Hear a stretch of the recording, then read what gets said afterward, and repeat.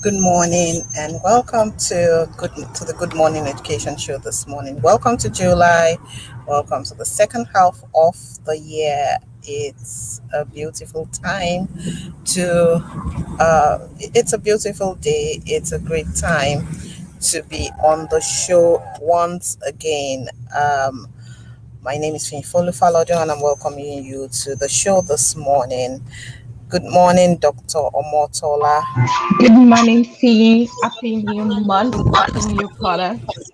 Thank you. Thank you. We welcome every one of our tribe members to the show this morning. Thank you for joining us. Thank you for being there. And for those of you joining us for the first time, hey, you're welcome to the tribe. Let's know where you're joining us from. We would like to know where you're joining us from. And please don't be quiet, don't be silent. We'd like to take your comments. We'd like to take your questions in the comment section. Drop them there and we would react to them, answer your questions, and we'd like to know that our tribe members are a part of the show. Our practice usually is to take the headlines from the dailies that have to do with education, and then we go to the subject of our topic of discussion for the day. And looking at the headlines today, I feel like the newspapers of yesterday could the dates could just have been changed, could easily have been changed because it's like we're talking about the same things, but all the same, we will still take a look at these items on the from the dailies, from the headlines.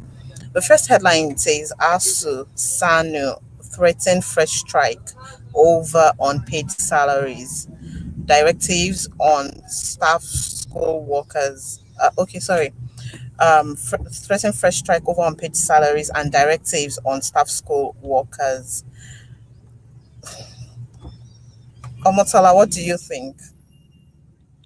Like you said, I need we need some good news in the news because it's like you said, it's getting very taxing and I'm like, what can be done? Like there has to be a better way. It should not be this way, like the same thing over and over again. And that quote that says insanity is doing the same thing over and over again and expecting different results. And I think that's what we've been doing in the different system, even with the education of our country, is that we keep doing the same thing and expecting different results and we're not getting that. So I think it's time to maybe challenge our leaders to really rethink, sit down and really think. Because I think most people are not thinking.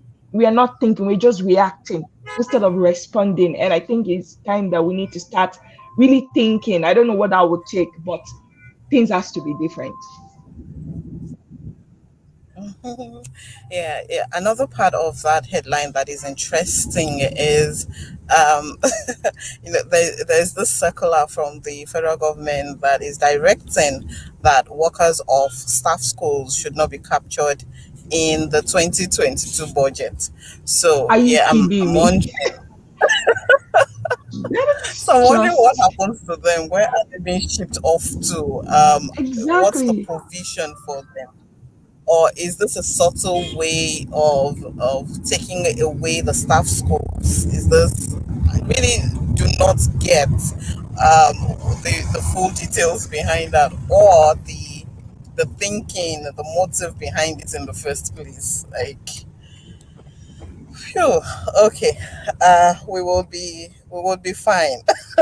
We would be fine.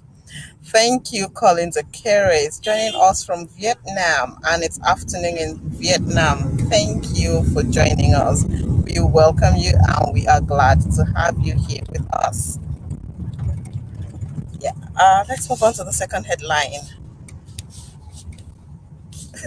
And the second headline has to do with JAM. I don't think we're surprised about that anyway.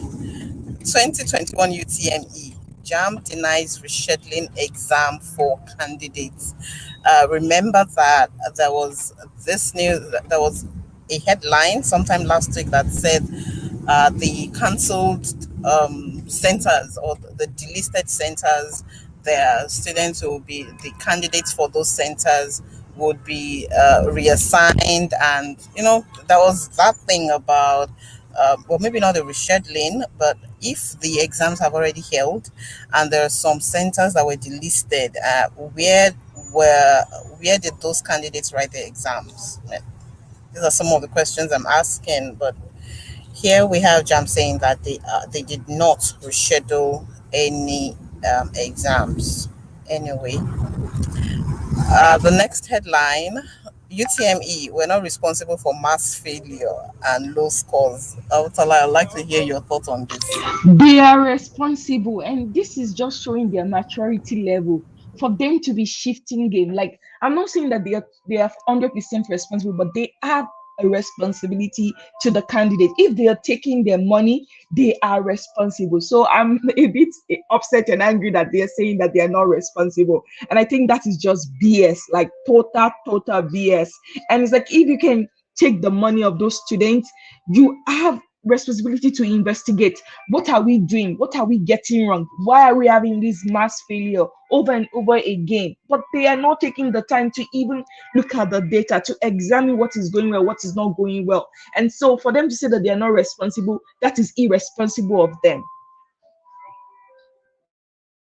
So even in not taking responsibility, they're still being irresponsible. But Yes. reading through the news item, one thing that really stood out for me was the response of their head of public affairs and protocol. That's the head of public affairs and protocol of JAM. He came out very defensive, saying there are some people who are disgruntled. There are some people, it was a lot more about it was like when two people are fighting and then name calling comes into it. That is what it really sounded like. Instead of really addressing the issues, and I'm wondering at this, what exactly is happening to the body, what's happening to the board. Are they losing focus? Have they really become like the big rich uncle and really do not care what happens to people after that? Well, Yeah, I agree with you, because one of the other statements he mentioned was that, well, but we gave them the syllabus. It's not enough to have a syllabus. It's garbage in, garbage out. If for the past 6 years or 3 years they didn't get everything they need in that syllabus, and you set the exam based on that, what do you expect? They're going to fail, of course. So for them to say that it's because of student that didn't pass, no, it's more than that. It's a systematic issue. So they can just shift the blame and say that, it's because some people are not happy with them. It is an issue that keeps occurring every single year. And I'm hoping that maybe 2022 will tell a different story. But I am not really hopeful at the same time. yeah, I think he agrees with you that year in year out is the same thing. Remember that yesterday, the headline said Jam did not even agree that there was mass failure. They did not even agree at all. And They said now that they're was nothing like changing that. it. So Now we're funny getting people. explanations. And Mm-hmm. then one of the things he said is that the 2021 results is not significantly different from previous years. I think that's a point of for thoughts for Mm-hmm. both the body, the candidates, schools, parents, everyone who is a stakeholder in the UTME exams need to pay attention to that statement. The results for this year are not significantly different. So if what we're seeing is a reflection of what it has always been, then something really needs to change. We cannot, we Absolutely. cannot, we cannot continue like this. No, because like if you think about it, like, yes, the quality of student that even goes into the university, that they have to go through another examination round. So just because you pass JAM is not enough. Like, it's the whole system. I think the way that we measure who has the opportunity to enter a university or polytechnic, we need to rethink everything. We need to really go back to the basic and restructure it, because the way it's structured right now, I don't think it is fair. I don't think it is of equality, and I don't think it is. Yeah, it is there's just a lot of like holes that needs to be filled up.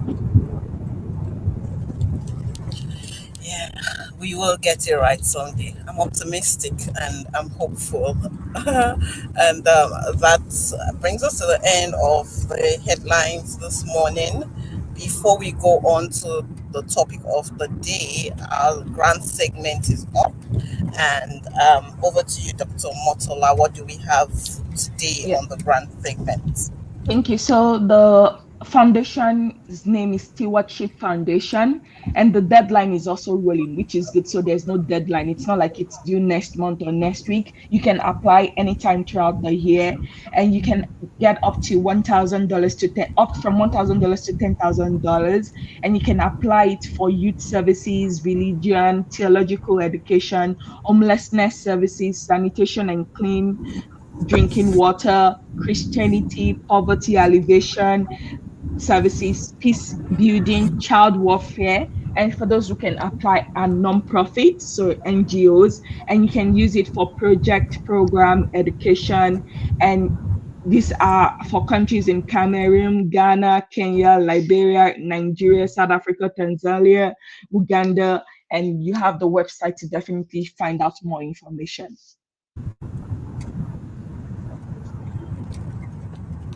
All right, thank you, Dr. Motola, for that. I find this particular grant very interesting because it touches on areas where work is going on, but they're not the they're not the front burner areas of concentration. But I Mm-hmm. find it very, very interesting. And yeah, at this point, I'll also like to remind our tribe members that the grant development webinar is coming up on the 17th of July.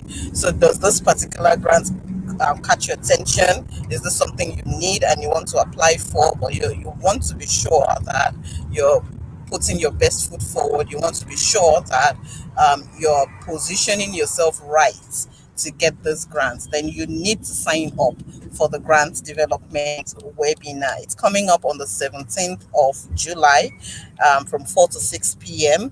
It's going to be on Zoom, and of course, it will be handled by um, our in-house analyst Omotola Akishola, and the host of the show, Rotimi Eitayo. So you want to register for that. We will keep sharing the links for registration for everyone interested. And as we take advantage of the grants that we bring to you every day, we also want to ensure that you are in a position to take advantage of this grant. So we'll be going straight to our topic for today, and it's coming on the heels of the topic we had yesterday. It's coming on the heels of the topic we had yesterday. We're facing mathematics as a focus yesterday, but today it's a letter to our science teachers. Dr. Motola, what do you think when you see this topic? Like it actually brings back so many memories. So one of the, if I were to start this letter, and you can continue for me, it would be: dear science teachers, especially biology teachers, please do not tell me to imagine dissecting a frog. That is not the best way to learn or be passionate about the subject matter, or to be interested in pursuing careers related to sciences in that regard. And so that would be one, is like making things more practical and showing that practical and working student traits, not telling them to say, okay, you have an empty desk and imagine dissecting a frog. And so I'm hoping that that is not the case that is still going on in our public school and some private school in Nigeria right now. Also, another thing I would say also is like the same thing with chemistry and with all other science subjects, is that like we need to bring it alive. It has to mean more than just, oh, rote memorization. This is what is in the textbook. Just read it and then we're going to set an exam. Like, can we find ways to bring alive these subject matters in the day-to-day life of of the student? How can we practicalize and make it exciting in a way that is still fun, but they still get the substance and they still learn? Because especially like you know that different children have different learning ways of learning. So some might maybe learn through just like seeing things, some might learn through hearing things, some might learn through like writing. And so try to engage the different learning style that might be possible, or different type of learning style that students might bring in, not just, oh, I'm just going to write it on the chalkboard and then you copy it and that is the end of things. And so if you can show engaging videos, even if there are not even opportunities to even do the real practical, can you show interesting videos, like have debate and conversations about, and let the student think. Don't just say, oh, this is my way or that you my way or the highway. Give them opportunity to have group discussion, group work together, and let them solve like problems, or think of how they can solve problem with those subject matters as well. So that will be some of the things I will include in my letters to science teachers. All right, thank you, Dr. Omotala, for that. That's quite an introduction for us, and good considerations when it comes to the opening. Now, the opening of our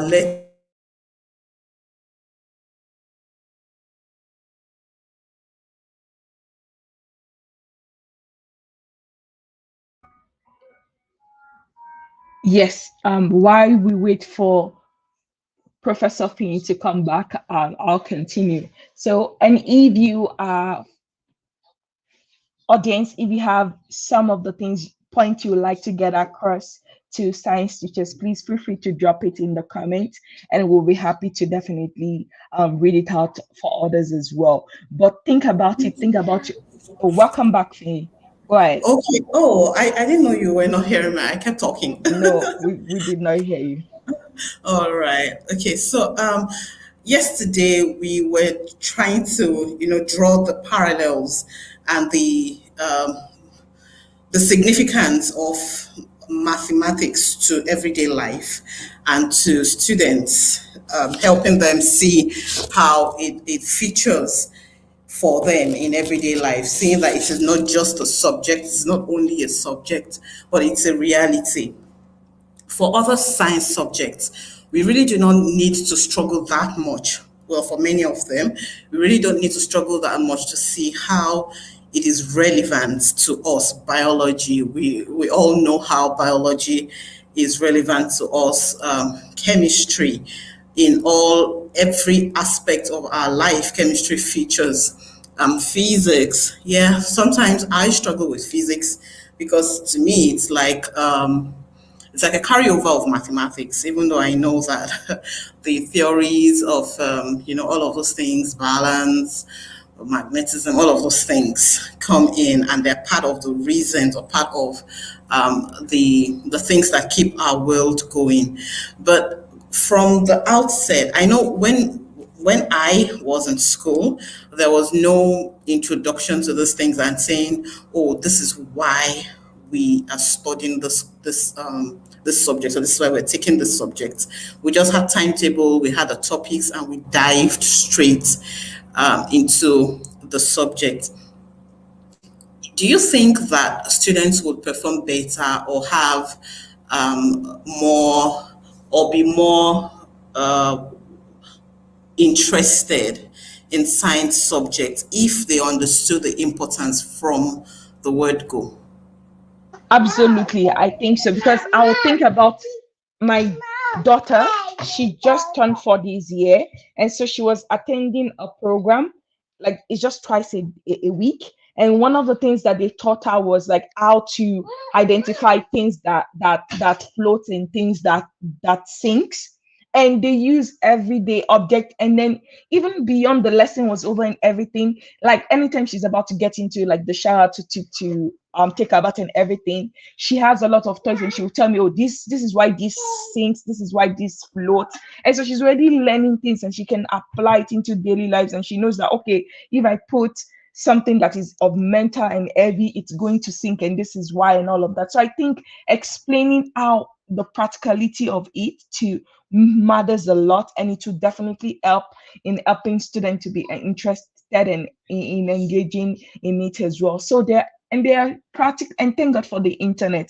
Nowadays there are easy practical, simple, short videos that teachers can incorporate into their teaching, that wouldn't take away from the curriculum they have to cover. Because I know sometimes that can be the issue that, oh, we have to follow this curriculum, we have to prepare them for jam, we have to prepare them for WIAC, we don't have time for anything extra. But there are short, like little bite videos and things that can really expand their mind and show them how things work and why things react the way they react and what it means on the day-to-day life, how it affects transportation, how it affects like the economy and different things, even climate change and so many other things. And so I really believe that having that opportunity to get them the basics and explain it makes a whole lot of difference. All right, thank you. That leads me to the next question actually, because just like we know with every other subject, the way it's presented and the way it is taught, the materials, instructional materials used, the methods, the skills of the teacher, this matter a lot to the way students accept, receive, understand, synthesize the subjects and all of that.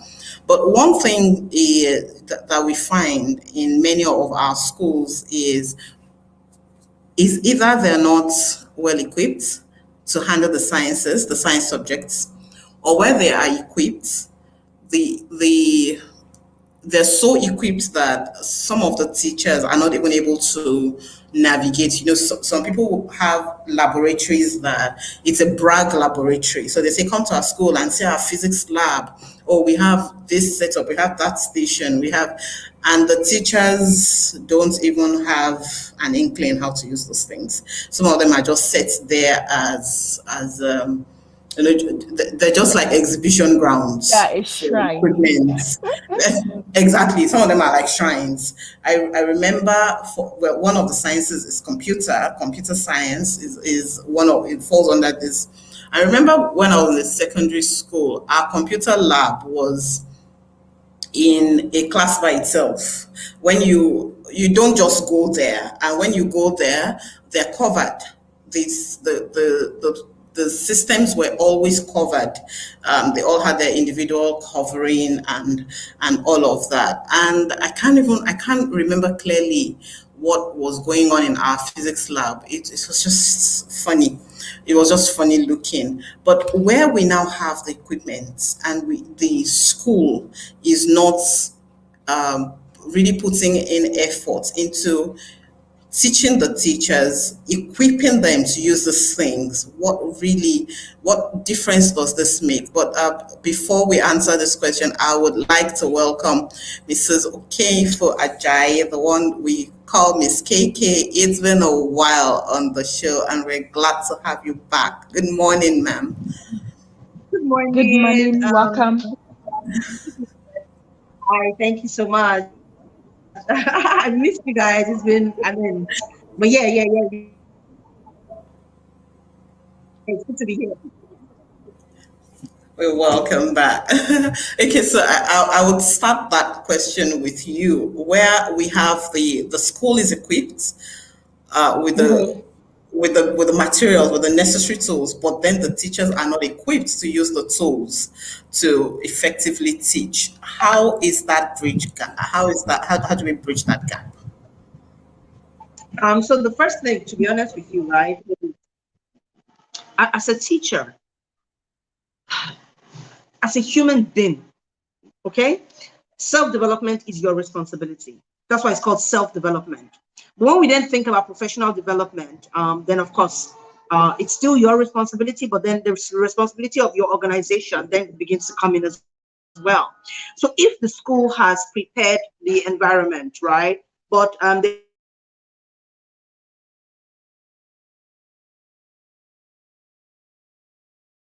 She's frozen, right? Okay, she should be back soon. I thought that was me. But It's not you. It's not you. But I agree with what she's saying. While we wait for her to come back, that it is very important that teachers take full responsibility for their self-development. Oh, she's back. Is she? Welcome back. oh wow. She's out. Network. The network is not very good this morning. Okay, you can go on, Motola. I was saying that yes, I absolutely agree with her that the teachers have like responsibility to do personal development. So I'll give you an example. So me, I'm a professor at a university, right? Yes, the school has like almost $2,000 that they give to us, I think, every semester for personal development. We can use it for anything, conference, buy courses and everything. But sometimes it's not always enough. And so I have my own personal fund that I also like contribute to, like expanding my knowledge, buying books. Like the things I do the most, I buy so many books. Like each month, Amazon takes a lot of my money, but I am so thankful for it because it makes me better and it makes me excellent at what I do. And so I definitely agree with our line of thoughts that everybody, like the teachers, should have responsibility to like investing in themselves, investing in their growth for the sake of the student they teach. Okay, so teacher development, it's essential for individual teachers to take responsibility for this. But the scenario that I was pointing to, is there a disconnect in the school understanding why they need or why they needed to get the equipment they got? And then they keep them away, they keep them unutilized, or what exactly what do you think about this? Because for me, it's quite confusing. If what we want to do is give the students good quality education, and then we have gone all the way, or we've gone the entire length to get the things that can aid them, but they're not able to interact with them. Yeah, I think it's absolutely like it defeats the purpose of going all the way to have those um extraordinary equipment of state of the art equipment and facilities if they're not going to be fully utilized. And so I agree that maybe part of the things that school administrators, school owners, whether for profit, government, public, private, has to do is put in a budget for consistent development. Like that's one of the things that I really love about maybe living in this side of the world. Like imagine they already have plans for the future, like, and this is not even in the education system, but I will use the example like the road, like come what may, irrespective of the economy or what is going on in the world or with the what is going on in the whole world or in the economy. If they have a plan that a road is going to be updated by 2025, they already budgeted for it, and they will have the money to hire the people and to get all of those things ready. So the same thing apply with to the school system, to the education system, to saying that it's not enough to just have the equipment, but it is important to invest in training those people who are going to equip the students, because there's no point in having the equipment but not training those that are going to be the trainers that will train the students to know how to use it, to understand how to like walk around it, and to be able to explain it to those students in a way that they will understand it. So maybe planning ahead and putting like making it a priority to budget for that. Like, in most companies, they have research and development. So they can have something for the science, like counterpart of education science budget. I don't know what they will call it, but it should be something, whether it's quarterly, monthly, once or twice a year, but there should be something that is consistent, that you know that okay, we know that the world is changing, new things are being discovered, we need to stay on this and stay cutting edge and stay innovative. And the only way to do that is to prepare for that, and prepare those that are going to train the student to prepare for it and know how to use those things to help facilitate learning. I hear you. Thank you. Thank you for that, Omotala. And, recently we have been talking about the role of thinking for students and getting students actively into the process of thinking. Uh, Green Spring School even has an academy for that, to train educators, to train students, and even the parents on the role that thinking plays in learning, in active learning, and how thinking helps us to move away from the status quo, from the tradition of being stuck. Sometimes there's nothing wrong with status quo, sometimes there's nothing wrong with tradition, but where we're stuck and we're not giving ourselves room to be creative, we're not giving ourselves room to be imaginative, then something really needs to be done.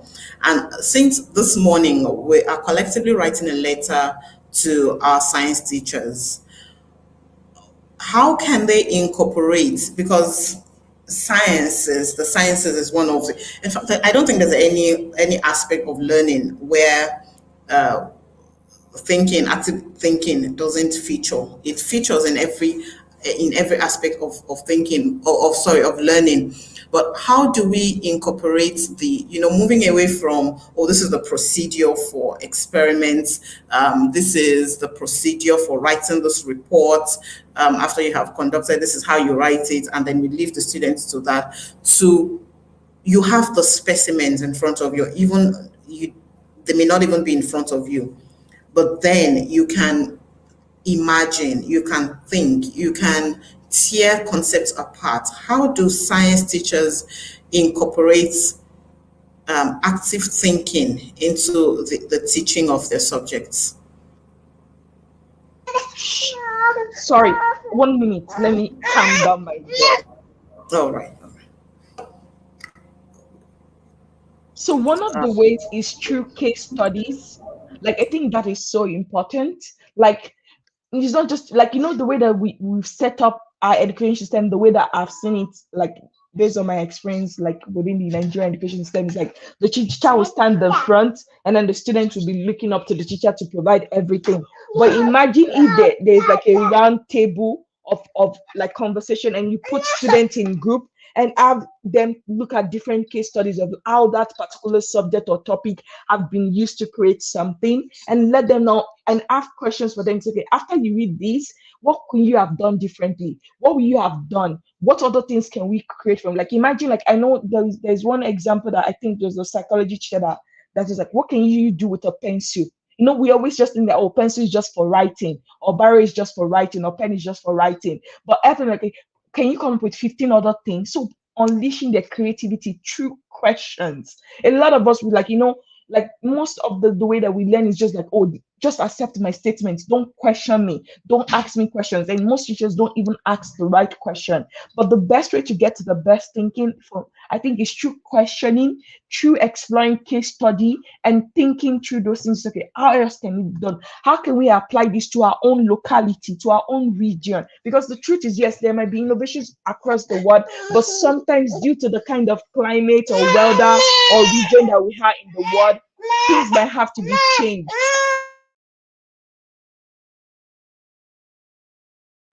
So it's really important that we start asking questions and using that to help students to think differently.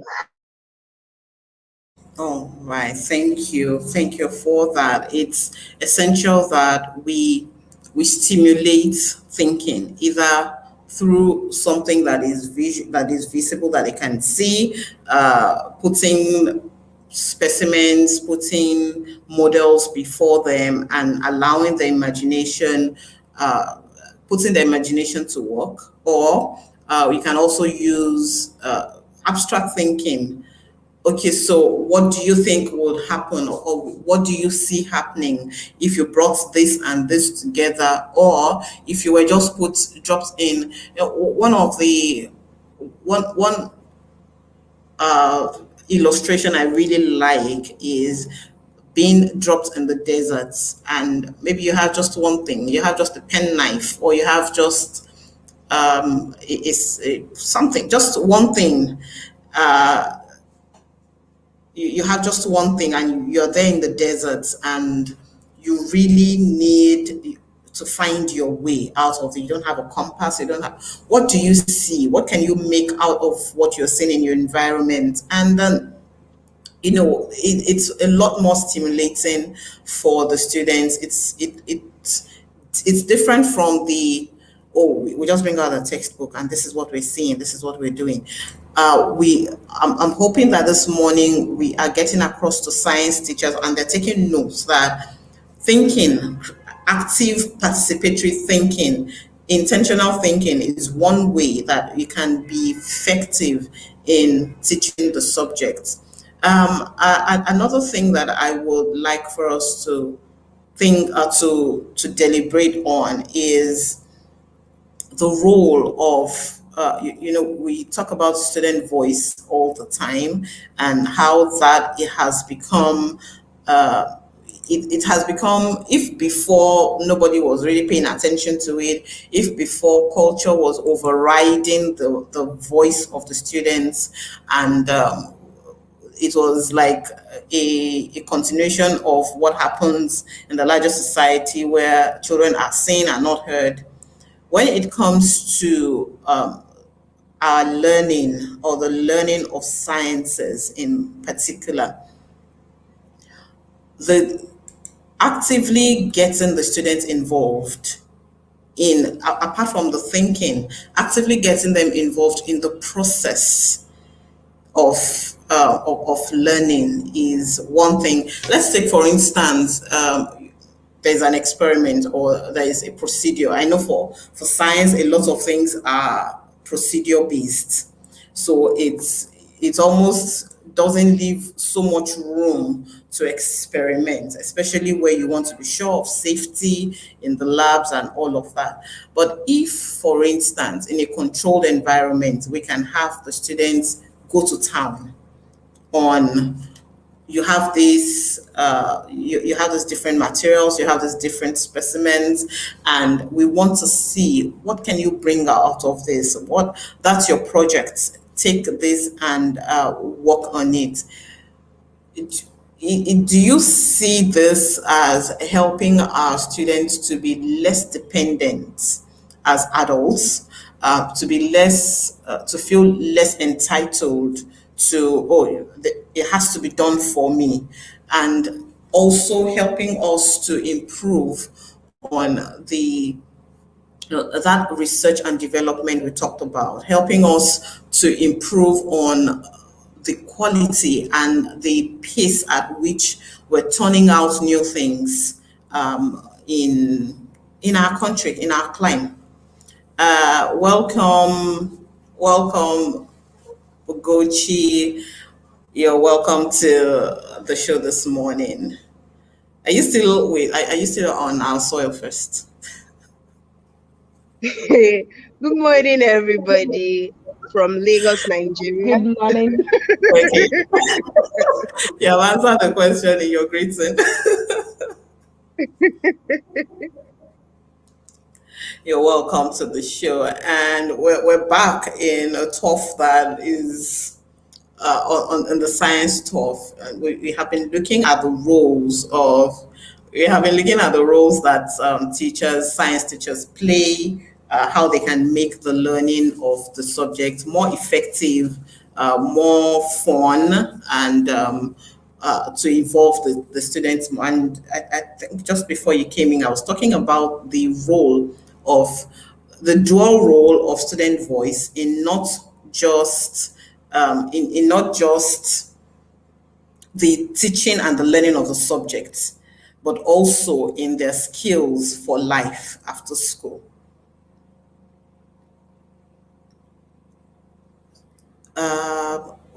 Let's hear from Ugochi first.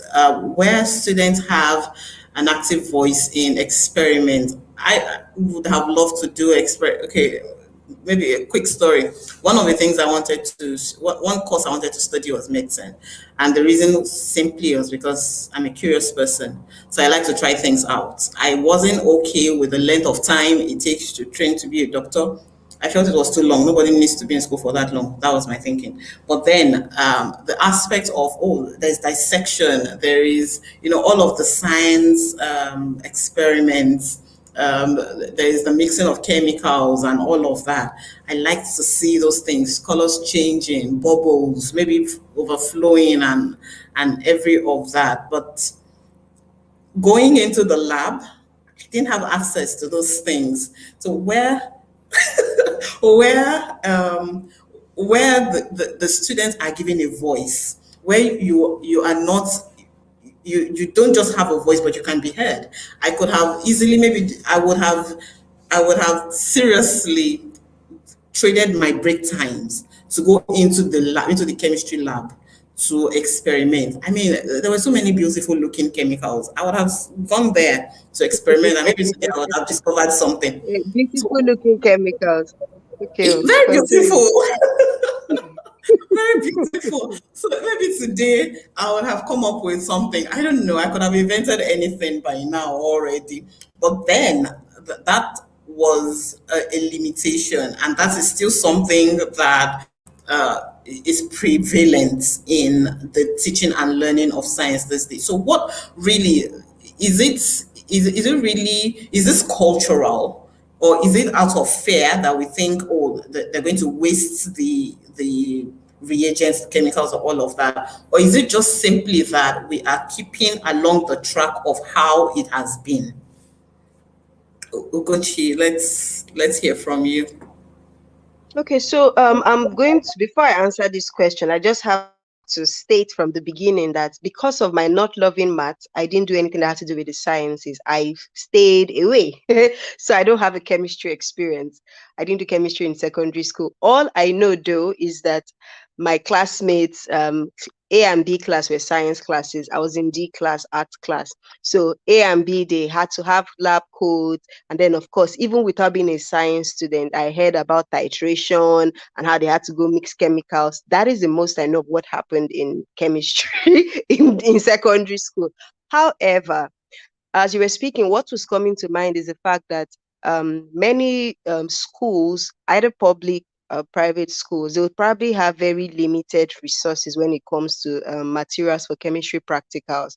And so because of that, not all of them probably had that feature to do it individually, but for each student to do it. Maybe what they had to make do was either a major demonstration by the lecturer, teacher, and then one other demonstration by a few students, or maybe they had groups, small groups, and then each group had to do, because if they were going to ask students to do the practicals one by one, maybe resources might not be enough to go around, right? So I think maybe there are only a few secondary schools who do chemistry practicals that each student is able to do a practical themselves. And again, they will probably take into consideration the numbers, because those beautiful chemicals you're talking about, I'm sure they cost some money. I know the test tubes and all those gadgets, equipment used for it, it cost money. Yes. So I think that will be one of the factors that will make them to modulate how practicals are being done. I don't, maybe if that financial constraint was not there, maybe they would really want everybody to grant, because the thing about practicals is the ability for people to experience what they are being taught in real time, so that it's not just theory. And so if they're not able to do that, even though they know the benefits of practical, then for me, I think it's a major, it's financial constraint. Because I know that there are some schools that have done practical just via word of mouth, what the lecturer said, and maybe what they saw in the text, but they didn't even have labs with those tools because of maybe funding and all those sort of stuff. So I think that one of the factors there is financial constraints. So I'll stop there. Okay, so I get that angle, of we have bought those things, it's a lot of money, and we don't want you to waste it, or we don't want you to break or destroy lab equipment. But outside of our client, where this thing is allowed, is it no money they used to buy them? But I sometimes think it's our fear that holds us back from doing, those things, those show glasses that our grandparents and some of our parents had, where they stored some particular china, and sometimes it's this metal bowls. They just kept there. They're not to be used. They're just looking at them. Sometimes I feel that is how some school labs are. You just watch them from a distance, and you just watch them from a distance, and you can't really interact with them. But talking about talking about actively involving students in their learning and in solving problems, in coming up with workable and practical solutions to some of the issues we have. Omotola, what do you think? What role do you think science teachers can play in national development? We have emergencies on our hands right now. If we are able to, is there any role? Let me not be leading. Is there any role that science teachers can play in helping to alleviate some of these emergencies that we have on our hands?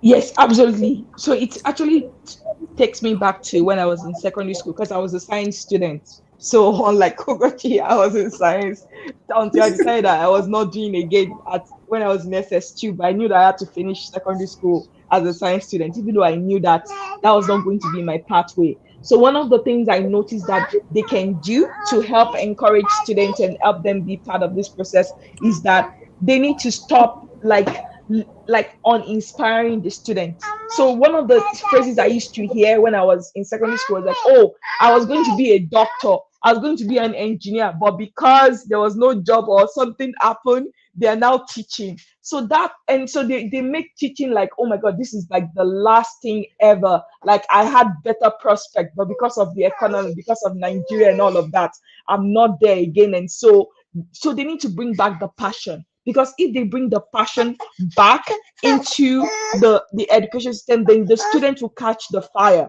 But if already they are about mouthing the sciences, if they themselves, they are not motivated, they are not passionate, and they are nagging and telling the students why things are not working out, how they were not able to fulfill their dreams of going into the sciences in the real sense of the things, that is not going to help the students. And so one of the things they can do is to actually renew their commitment and their passion to really help students see the wonder, the things that can come out of this particular area of like education and learning. The second thing also, like we've already touched on, it will be like that personal investment. Even if there's no money to do the real practicality, like what you said, there are videos, like little bite videos that they can show that can be inspiring. Imagine if they do the history, like talk about the history, that things that will not be available if not for science. Imagine if they do the history of like Einstein, how like there is like electricity, there is light, there's all of those kind of things. Imagine if they just like tell vivid stories or show vivid stories about those kind of things and challenge to stand that what will be your own legacy to this world. What role will you play in Nigerians' future, in science future, and those kind of things, and really ask those kind of things. And that also can really ignite and put a fire under the butt of the student to want to do good, to want to make a change and really leave a legacy and things like that. And so for me, those would be like the two most important things. Like stop like living out your or leave dream on the students, and find other ways. Like they should be creative themselves. They should start thinking of, like I know in some schools here, they'll tell the students to design a car from scratch, design a bike. Like there are things they can use with the local material that we have. Everything does not have to be expensive. There are local raw materials that we are not taking advantage of. And if we just sit down and think, if teachers can come together, science teachers, and really brainstorm and say, how can we leave out these things? How can we first show before we tell? Because most of them, they don't have results, they don't have evidence of practicality in their own life, in their own experience, in their own career. So it's harder for them to now inspire students, because what they learned is the same thing they're teaching the student. The way they learned with rote memorization, that's what they're passing on. So I think they need to go the extra mile to really say, you know what, things are changing. Things has to be better for the next generation. Things has to be different from the student I'm teaching. And if they can really go that extra length, there can be a lot of wonderful things that can happen. Thank you. Thank you so much, Omotola. There are a lot of wonderful things that can happen if we would just make a little shift, just a little adjustment. And you're welcome back. This is Ajayi. We hope the network is going to allow us hear from you, because we really, really need to have your input in this letter to our science teachers this morning. I hope, yeah, I agree, Fee. I've been struggling to get back on. I don't know what's going on, and it's just been like that all week. Yeah, but fantastic. I came in when the lady was speaking. I don't know your name. The names are not showing today, so I can't even use that expo. She's Dr. Omotola. Omotola, that's fabulous. Thank you so much. I really, really loved what you were saying, and I mean that's so true, right?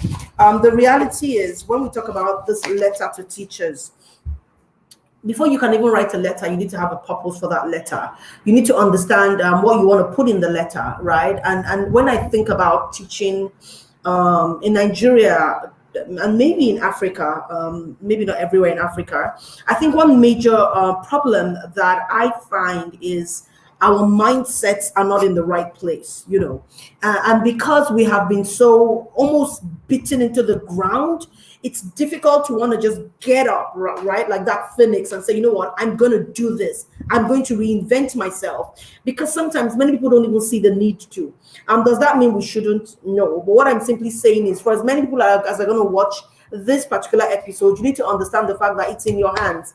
Because the way we went to school wasn't we weren't given the opportunities that we could have, we weren't exposed to the things that we could have, doesn't mean that we should do the same thing for the next generation, for the children in our classrooms. We have to change it. We have to make that shift, right? And it starts with us. So I was in a room yesterday and we're talking about challenge-based thinking. And this time around, it's not problem-based, it's not project-based, it's challenge-based. So it's actually a real-life challenge. And then you're telling the children, solve it. You know what? Solve this problem. So it's not so much as riding a bicycle, but how do you solve the problem that when you are riding a bicycle, you fall? You know, so what's that challenge? What do you do? You know, and it was so amazing because I mean, people were thinking, and that's the major problem that I find in our educational system in Nigeria, when we just don't think. So it's almost like, this is what you need to do. This is how you need to do it. Go get it done. And that same mindset permeates even our teaching methodology, right? So we're looking at the curriculum and we say to ourselves, this is the curriculum. So let's take it and use it. And nobody's saying, oh, can we add something else to it? Can we make it come alive? Can we add a practical element to it?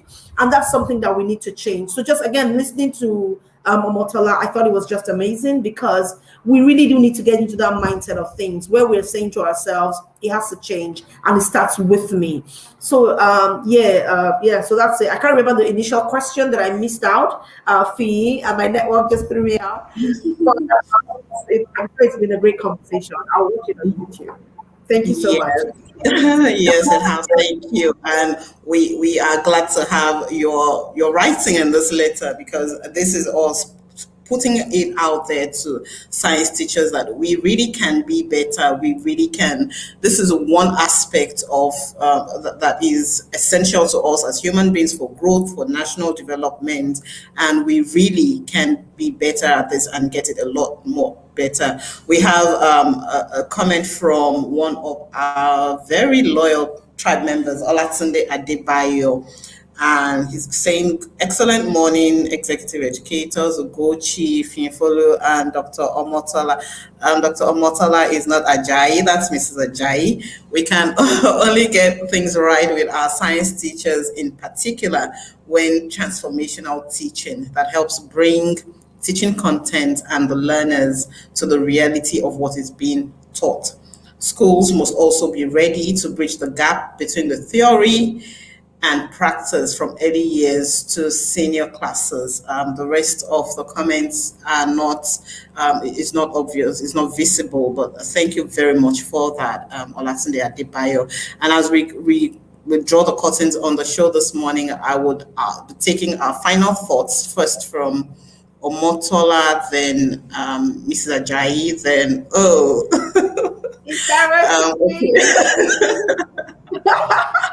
I think you need two bells, actually, not just one.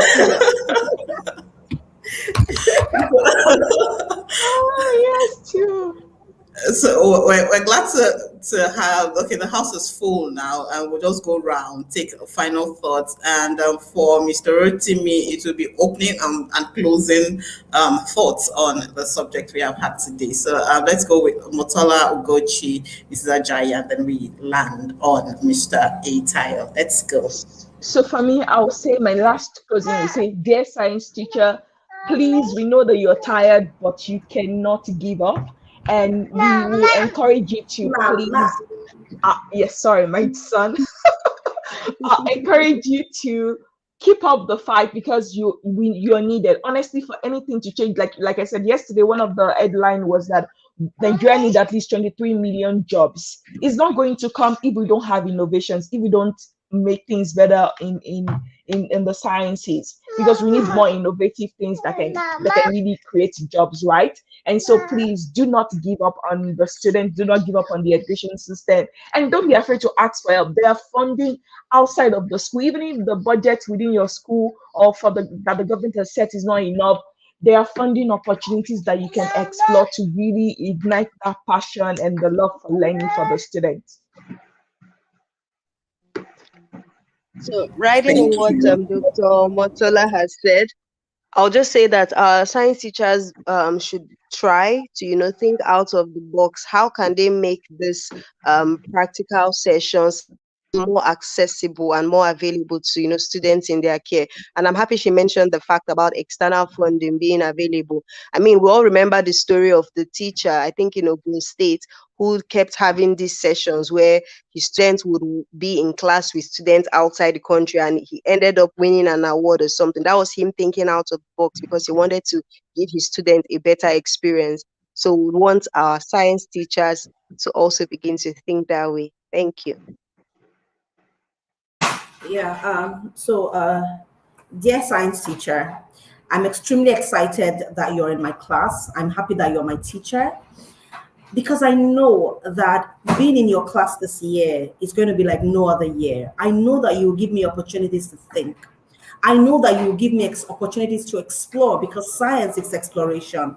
I know you will give me opportunities to begin to create things that would change the world for the better. I know that we're not just going to be looking at the textbooks, but that we're going to take the textbooks and make them come alive, even for me and for my friends in my classroom. Dear science teacher, you're the best science teacher there is, and I trust you. I trust that the future of my nation that you're going to hand over to me in the classroom will not be truncated. Dear science teacher, thank you for being a science teacher. Thank you so much, Vin. Wow, I really want to be a science teacher after that. And I would put that letter, frame it and put it up on my wall. We need to extract this and send it out there. Well, I think that there is a danger to students if you put me in the class. He wants to experiment as a doctor with bubbles. Can you imagine? If you start having surgery every day. All right. Well, I think I would like to say that to every science teacher out there, let's not just teach the subject. Let's teach with context. Let's move over to taking science into life. And so teach the subject, teach with context, and also teach with life. Prepare everyone to be able to integrate, internalize the things that we learn in our classes into real life experience. And that letter that KK just read will now be worth and deserving of every science teacher. Thank you very much. Thank you. And this is that's the size of our show this morning. It's been fun. Sometimes maybe we would let our tribe into the production room to see some things that go on there. But it's been fun. It's been fun this morning. On your own. You're here in the production room. You're a dangerous science teacher. Will you please allow me this morning? We would let them into the production room sometime and let them see what the behind the scenes, to know some things that are going on. But it's been fun this morning. Our discussion has been has been really fruitful. And this letter from Mrs. Ajayi to science teachers, we will put it out there. Thank you very much, everybody, for being here. Thank you all. Latinda the years. I agree with you. It says, Mrs. Ajayi, please be ready to publish your letter to our science teachers. Yes, it will be published. Thank you for being here, and for every other person who has been part of our show this morning. Thank you. It was nice being on this side and knowing that you are there on the other side. And before TOSE begins today. TOSE starts today and tomorrow. So if you're able to be there, try to be there. I'm going to be at TOSE, and I have some special offers. So if you get to come for TOSE, look for the Team Master stand. I will be having what I call, for the very first time, a Ginger Me special at TOSE. So in our stand, or at our stand, I will be having a speed coaching session for those who attend or who come to our stand. So it's discounted, something you'd have paid for a lot of money. I'm not going to say the amount. I'm not proud of the amount. But no, but I think it's a contribution to. Sarah, it's also a contribution. I want to buy iPhone. I go to Clubhouse. All right. Ugochi, I know you're laughing. You don't say anything. Ugochi. I said that was awesome now. Good morning, Mike. So good to see you. I know it's always better. So TOSE is today, 1st of July and 2nd of July. So thank you very much. Have a great day. We are not out yet. We have not wished our tribe members a great morning, so we're not out yet. I just said have a great day. I didn't say we are out. I know that's your favorite part of the show. Yes, it's everybody's favorite part of the show. All right, lastly, Adebayo is asking if it's today or tomorrow. It is today and tomorrow. Tomorrow, yes. Yeah. So we're running off the show this morning with our regular gingers. So let's. They say it's always a great morning on the morning education show. Have a great day, everybody.